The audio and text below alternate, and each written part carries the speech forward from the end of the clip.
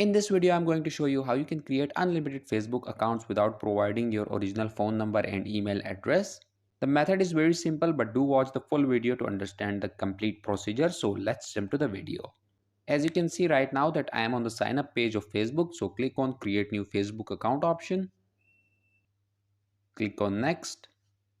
Enter your full name and then click on next.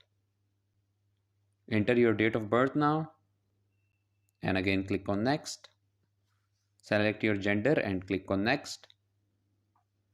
Now it's asking you to enter your mobile number, but what you need to do is to click on this option which says sign up with email address.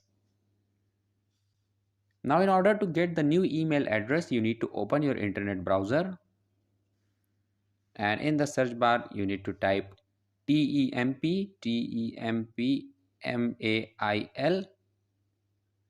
temp mail. Click on this first link right here. Now it's saying that your temporary email address is loading, so please wait. Once the email address is created, click on copy and then go back to Facebook. Paste the new email address here and click on next. Create a strong password for your Facebook account and now click on the sign up option.